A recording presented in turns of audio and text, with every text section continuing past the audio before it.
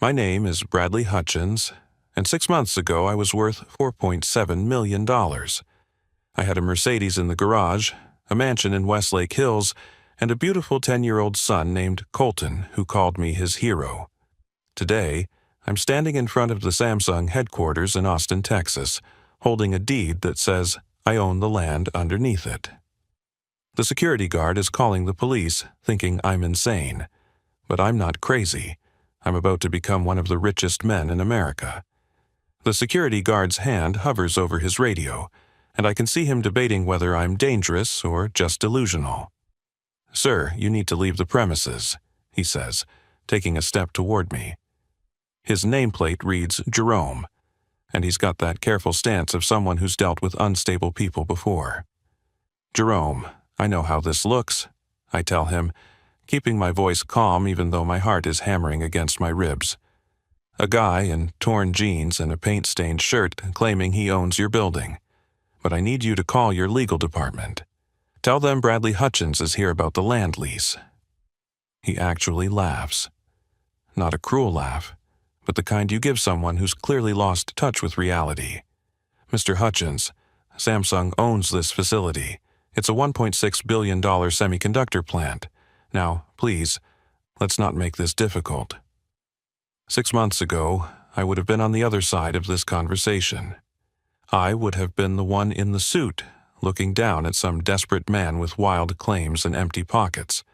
Back then, I owned 3 luxury car dealerships.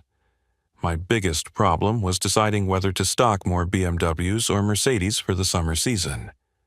My son Colton would spend Saturdays at the showroom, sitting in driver's seats of cars worth more than most people's houses, pretending to take customers on test drives.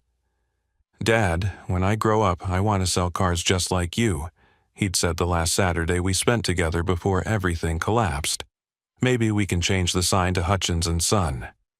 That was before the divorce lawyers took everything. Before my ex-wife Meredith stood outside the courthouse and told me to enjoy poverty with a smile that could have frozen hell itself. Before I found myself at 42 years old, cleaning out foreclosed houses for $50 an hour, cash under the table, because my credit was too destroyed to get a real job. The Samsung building gleams in the Texas sun, all glass and steel and ambition. Somewhere in there, engineers are designing chips that will power the next generation of smartphones. They have no idea they're working on land that my grandfather bought in 1961 for $8,000. Land that everyone said was worthless. Land that my own father tried to hide from me. "Jerome," I say, pulling out my phone, "I'm going to show you something. This is a legal document filed with Travis County this morning. Page 4, highlighted section." He doesn't take the phone, but I can see his confidence wavering. Something in my voice, maybe. The certainty of someone who's already lost everything and has nothing left to lose. My grandfather, Emmett Hutchins, bought 127 acres here in 1961. Everyone thought he was crazy. Austin was nothing back then. And this was even further nothing, scrubland and mesquite trees, miles from downtown. But he saw something nobody else did. He put it in a trust for me before I was even born. A black town car pulls up to the security gate, and a woman in a sharp business suit steps out. Director Park, head of Samsung's legal division. I recognize her from the company website I studied all night. She walks toward us with the measured pace of someone who bills $800 an hour. "Mr. Hutchins?" she asks, and Jerome's mouth falls open. I apologize for the confusion. We've been trying to reach you. Would you come inside? We have quite a bit to discuss. Jerome steps aside so fast he nearly trips over his own feet. "I'm sorry, sir, I didn't—" "You were doing your job," I tell him. 6 months ago, I would have called security on me too. As I follow Director Park through the gleaming lobby, past employees who have no idea their world is about to shift, I think about Colton. Tonight, for the first time in 6 months, I'll be able to tell him that his dad isn't a failure. That sometimes you have to lose everything to find what was hidden all along. The elevator rises toward the executive floor, and I grip the deed tighter. Grandpa Emmett always said the best treasures are buried in places nobody wants to look. Turns out he was right. It just took me cleaning out other people's failures to finally find our family's fortune. Before everything fell apart, I ran 3 luxury car dealerships across Central Texas. My grandfather Emmett had started with a single used car lot in 1959, and I'd built it into an empire. Every morning, I'd drop Colton off at his private school in my S-Class Mercedes, then head to my flagship dealership where 30 employees called me Mr. Hutchins. The dealership on Highway 183 was my pride and joy. Floor-to-ceiling windows showcased German engineering at its finest, and I knew every specification of every model on that floor. I could tell you the torque difference between a BMW M5 and an Audi RS7 without checking the manual. Customers trusted me because I wasn't just selling cars. I was selling a lifestyle I actually lived. "Bradley, you've got the magic touch," my sales manager Luis would say, watching me close another 6-figure deal. "Just like your old man said you could sell water to a drowning man." My father Roland had run the business before me, but he'd kept it small, safe. One location, modest inventory, reliable profits. When he died 5 years ago, I transformed everything. Leveraged the original dealership to buy 2 more locations, switched from volume sales to luxury exclusives. The money rolled in so fast I needed 2 accountants just to track it. The divorce started when Meredith found texts on my phone. Not from another woman, but from my accountant warning me about inventory problems. I'd been hiding our financial troubles for months, taking bigger risks to keep up appearances. 300,000 in unsold inventory? She'd read aloud at our kitchen island, the marble countertop we'd imported from Italy suddenly feeling cold between us. "Bradley, what the hell is going on?" "It's just a slow quarter," I'd said, trying to take the phone back. "Luxury sales always dip in January. Don't lie to me." She'd thrown the phone across the room, and it shattered against our family portrait. "My father's money bought this house. My connections got Colton into Preston Academy, and you're gambling it all away. You're just like your grandfather," she'd said during one of our fights, "always gambling on the next big thing, always thinking you're smarter than everyone else." She didn't know how right she was. Grandpa Emmett had died when I was 12, leaving behind stories of oil speculation and land deals that never panned out. He'd owned 7 businesses in his lifetime and lost 6 of them. My father Roland always said, "Your grandpa could sell ice to Eskimos, but he couldn't hold on to $1 if it was glued to his palm." The only time I'd really known Grandpa Emmett was during summers at his ranch outside Austin. He'd point at empty fields and tell me about the cities he saw in his mind. "Bradley, boy, land is the only thing God ain't making more of. Remember that when everyone else is chasing paper money."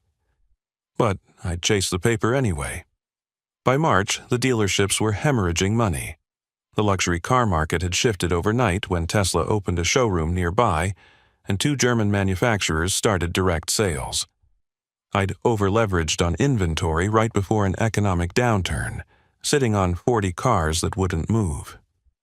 "We need to liquidate," Luis had said, looking at the spreadsheets. "Take the loss and rebuild." "No," I'd insisted.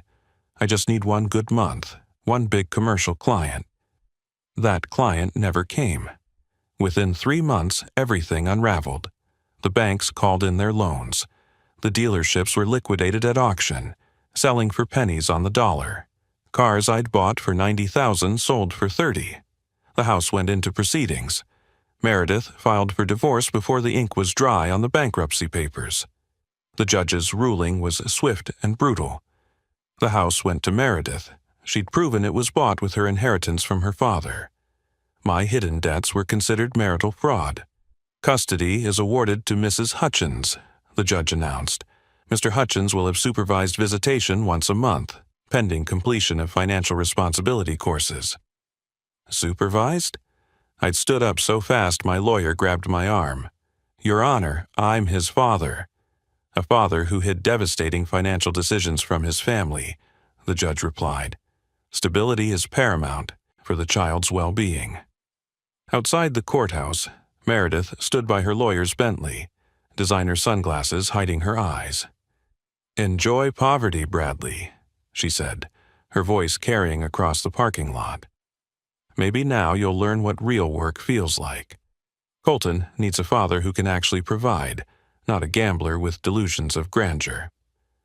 I watched them drive away in what used to be our family SUV, Colton's face pressed against the back window.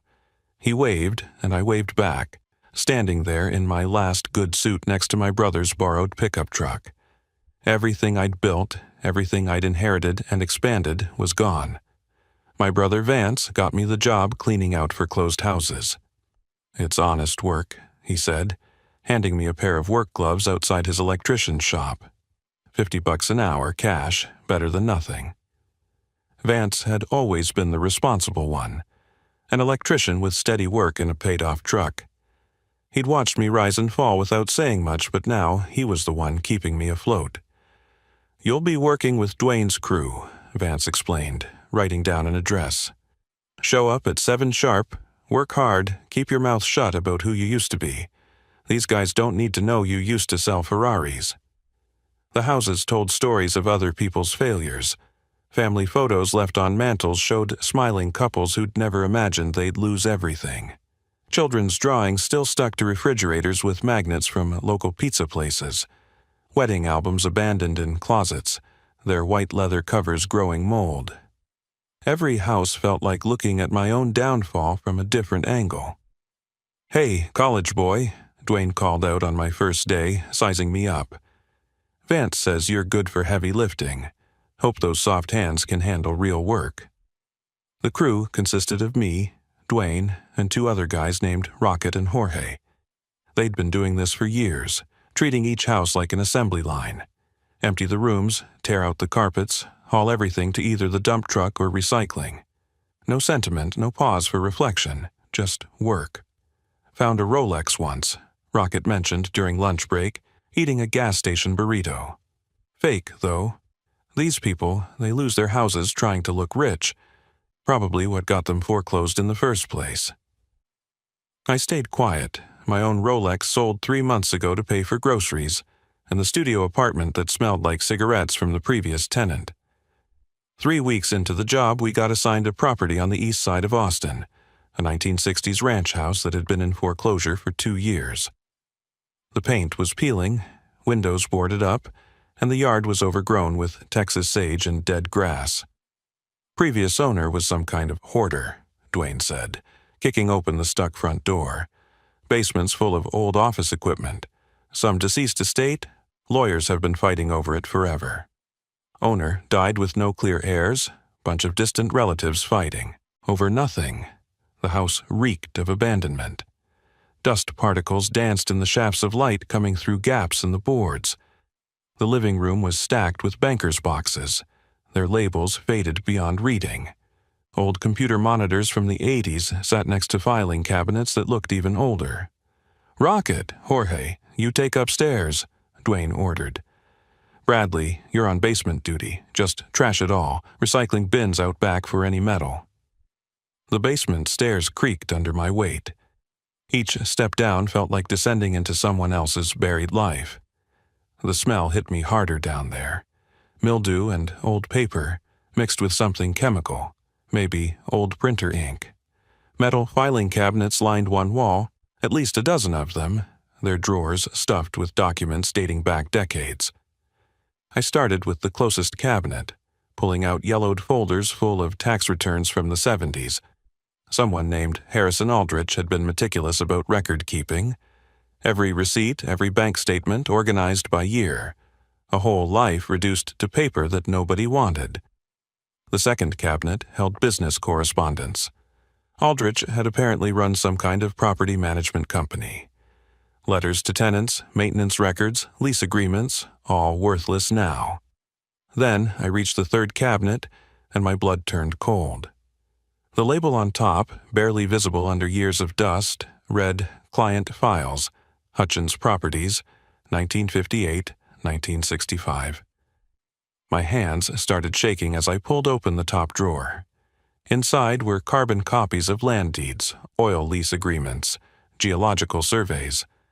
My grandfather's signature was on every page, Emmett Hutchins, written in his distinctive forward-slanting cursive that I remembered from birthday cards. "Bradley, you okay down there?" Dwayne's voice echoed from upstairs. "Yeah," I called back, my voice cracking. "Just a lot of papers." I pulled out folder after folder. Purchase agreements for lots all around Austin, most sold at losses. Failed oil speculation in West Texas. A restaurant venture that lasted 6 months. All of Grandpa Emmett's failures, documented and filed by this Harrison Aldrich.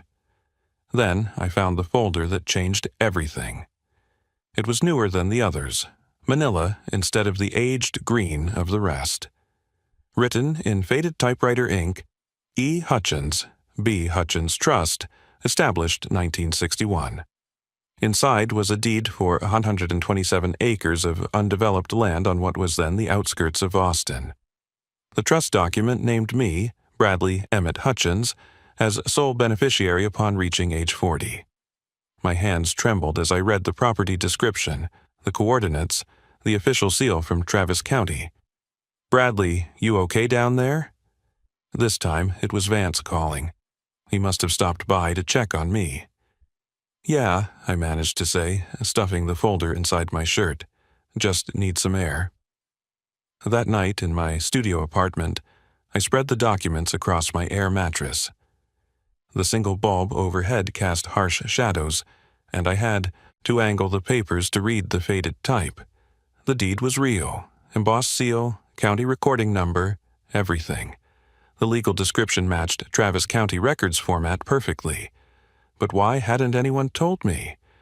My father, Roland, had handled Grandpa Emmett's estate. Surely he would have known. I grabbed my phone and scrolled to my Uncle Terrence's number in Houston. He answered on the third ring, country music playing in the background. "Terry, it's Bradley. I need to ask you something about Grandpa." "Bradley, it's 10 at night, son. Everything all right?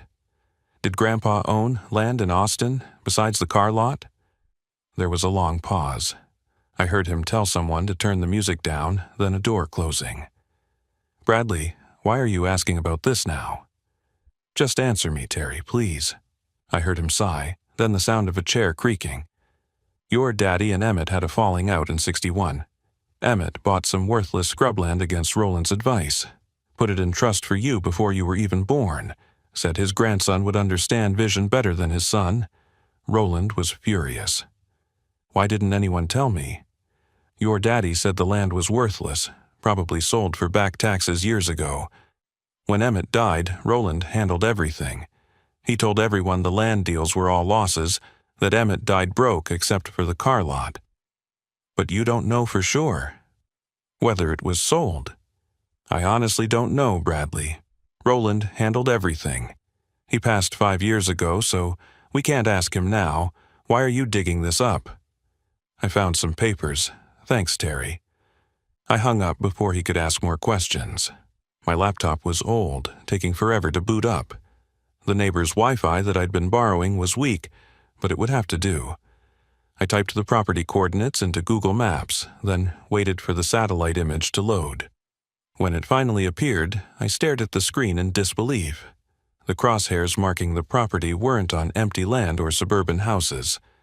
They sat directly on the Samsung Austin Semiconductor Facility, a massive complex that manufactured chips for the world's computers. The $1.6 billion facility that had been built in 1996. My phone rang, displaying Meredith's photo from happier times. I'd meant to delete it, but never got around to it. "Bradley, you missed your support payment. $300, that's all you have to do, and you can't even manage that." "I'll have the money," I said, still staring at the screen. "From what?" "Cleaning toilets? Vance told me what you're doing now. God, it's pathetic. Our son's father is a janitor. It's honest work. Face it, Bradley, you're nothing now. Just like your grandfather, big dreams, empty pockets. Colton asked why you don't come to his soccer games anymore. I told him you're too busy with your new job. That's not what the court order says. you're supposed to encourage our relationship. What relationship? You see him once a month in a supervised facility like you're some kind of criminal. Maybe it's better if you just fade out of his life. Nathan is a good influence on him. Nathan, her new boyfriend. A surgeon at Austin Medical who drove a Porsche I'd sold him 2 years ago. I'm his father, Meredith. Then act like it. Pay your support on time, or don't bother showing up Saturday. She hung up, and I immediately called Griffin Yarbrough. We'd been roommates at UT, and while I'd gone into business, he'd become a property lawyer, one of the best in Texas. Griff, it's Bradley Hutchins. Brad, man, I heard about everything. I'm sorry. I need you to verify a deed, tonight. It's 10:30, Brad. I'll pay your emergency rate. You know, that's $1,500 an hour? I looked at the Samsung facility on my screen. I'll have it. Can you meet me at your office in an hour? What's this about? Maybe nothing, maybe everything. Please, Griff. All right, 1 hour, side entrance. I gathered the documents carefully, placing them in a plastic grocery bag, the only briefcase I had left. The drive to downtown in Vance's borrowed truck felt like the longest 20 minutes of my life. Every red light made me check the bag, make sure the papers were still there, still real. Griffin's office was on the 15th floor of a building I used to visit for Chamber of Commerce meetings.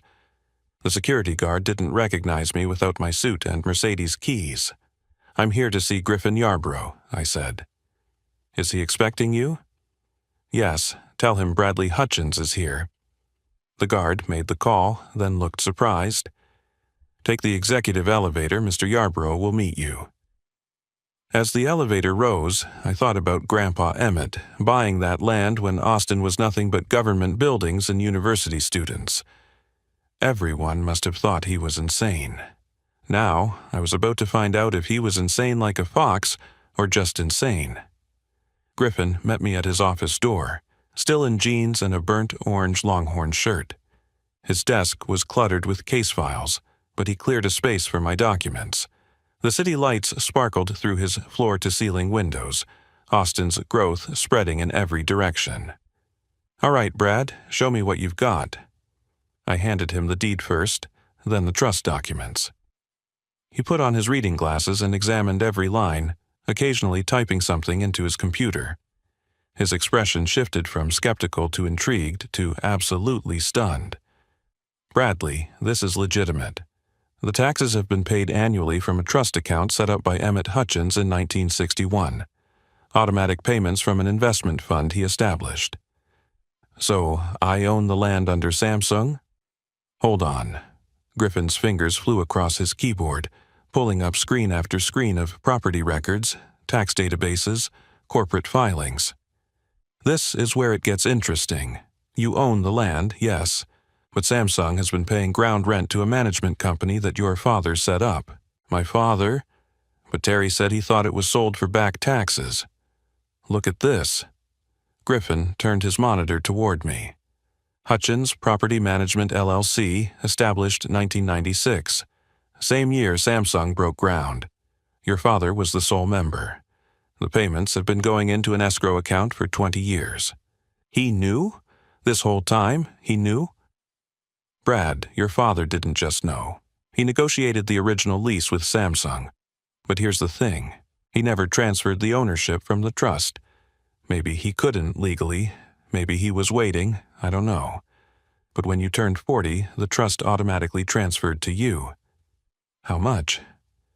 My voice came out as barely a whisper. Griffin pulled up another screen, then another. His face went pale.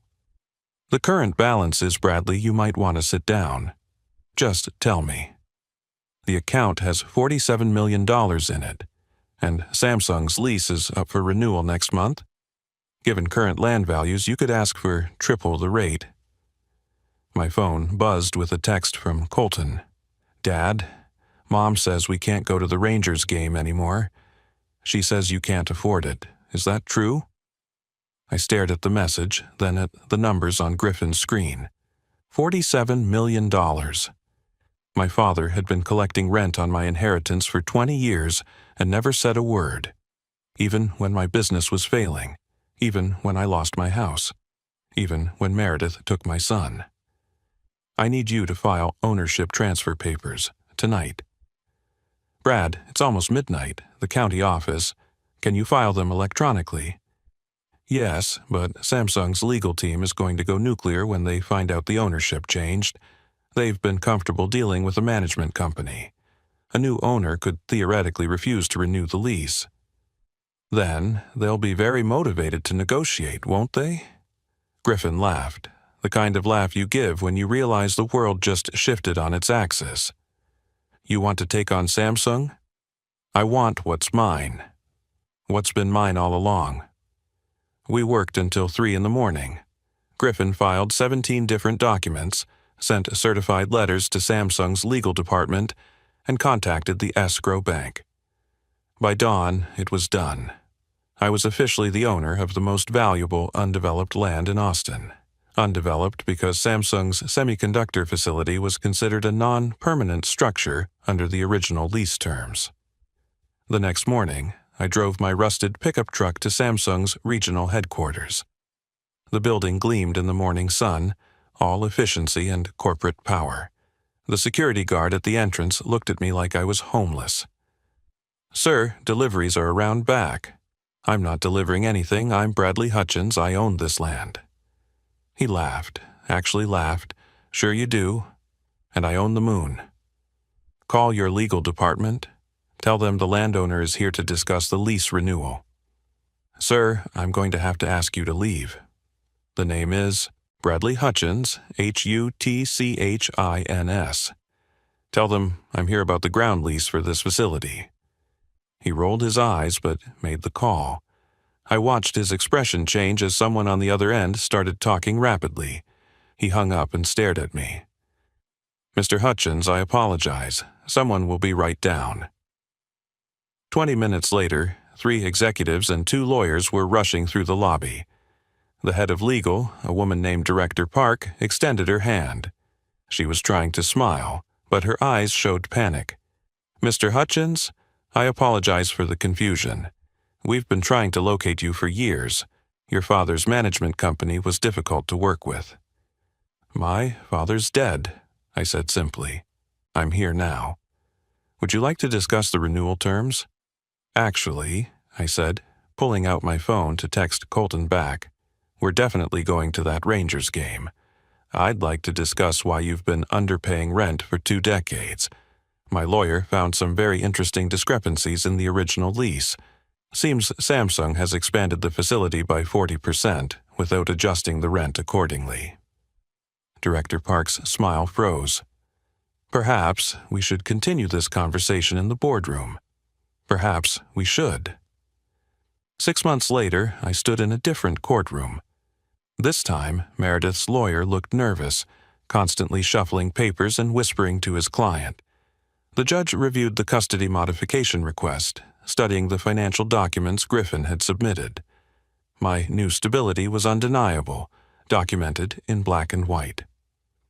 Mrs. Hutchins, the judge said, peering over her glasses, your original custody arrangement was based on Mr. Hutchins' inability to provide stability. That situation has clearly changed. This is ridiculous, Meredith shouted, jumping to her feet.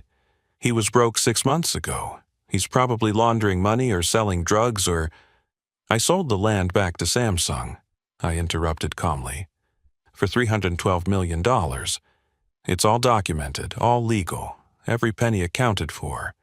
Grandpa Emmett always said land was the only thing they weren't making more of. The judge nodded. I'm granting joint custody with alternating weeks. Mr. Hutchins has demonstrated not just financial stability, but also the patience and persistence to rebuild his life from nothing. Meredith's face went through several shades of red.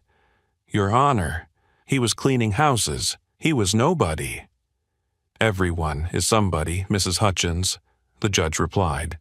Court is adjourned. After the hearing, I picked up Colton from school in a used Honda Accord. He ran to the car with his backpack bouncing, then stopped short when he saw the vehicle. Dad, Mom said you're rich now, like really rich. Why aren't you driving something fancy?" I opened the door for him, remembering all the times he'd sat in those expensive cars at my dealership. "Get in, buddy. Let me tell you something important." As we drove toward my new house, a modest 4-bedroom, in a neighborhood with good schools, I chose my words carefully. Your great-grandpa Emmett knew how to make money, but he also knew how to lose it. He made and lost fortunes 5 times over. The difference between him and me? I learned from his mistakes and mine. Real wealth isn't what you drive, it's what you own that nobody can take away. Is that why you and Mom aren't together? I pulled into the driveway of the house where Colton now had his own room, a basketball hoop, and a backyard big enough for the dog he'd always wanted. Your mom and I both made mistakes. We got caught up in looking successful instead of being successful. But you know what wasn't a mistake? You. And now I get to prove that every single day. That weekend, my brother Vance came over to help set up Colton's room. He still couldn't believe the story, even after seeing the bank statements. You found $312 million cleaning out a foreclosure? That's like winning the lottery, Brad. No, I told him, hanging Colton's soccer team photos. The lottery is luck. This was Grandpa seeing something nobody else could see, and then waiting 60 years for the world to catch up. He knew Austin would grow. He knew technology would come. He just didn't live to see it happen. But your dad knew. He hid it from you. I think Dad was protecting it. From me, maybe. He watched me leverage everything, take massive risks. Maybe he knew I'd have blown it all if I'd known about it at 30. I needed to lose everything to appreciate something. Vance shook his head. So, what now? You're set for life. You could buy 100 dealerships. I bought one thing. A small commercial building on South Congress. I'm turning it into a youth center. Free after-school programs, homework help, teaching kids about financial literacy. Real financial literacy, not just how to look rich. That's it? That's everything. Colton volunteers there on weekends. He's learning that money isn't about what you can buy. It's about what you can build. Last week, I got a letter from Meredith's lawyer. She wants to discuss reconciliation. She's broken up with Nathan, says she realizes what we had was special. I keep the letter in the same drawer where I keep Grandpa Emmett's original deed. Reminders that some things are worth holding on to and others are better left in the past. The Samsung building still stands on what was once Hutchins' land. They paid me $312 million for land my grandfather bought for $8,000. But the real treasure wasn't in the money. It was in learning that sometimes you have to dig through other people's failures to find your own fortune. Sometimes you have to lose everything to realize what you had all along. My grandfather was right about one thing. His grandson did understand vision better. I just had to lose everything first to finally see it. Now, every morning when I drop Colton off at school in my Honda, we pass by that Samsung building. And every time, I remind him that the biggest treasures are often hidden in the places nobody wants to look. You just have to be desperate enough to dig through the trash to find them. If this story resonated with you, if you've ever had to rebuild from nothing, I'd love to hear about it in the comments below. Like this video, if you believe in second chances, share it with someone who needs to hear that rock bottom isn't the end. It's just the foundation for something better. And subscribe to our channel for more stories of ordinary people discovering extraordinary truths hidden in the most unexpected places. Remember, sometimes the inheritance you need isn't money. It's the wisdom to recognize opportunity when everyone else sees worthless ground.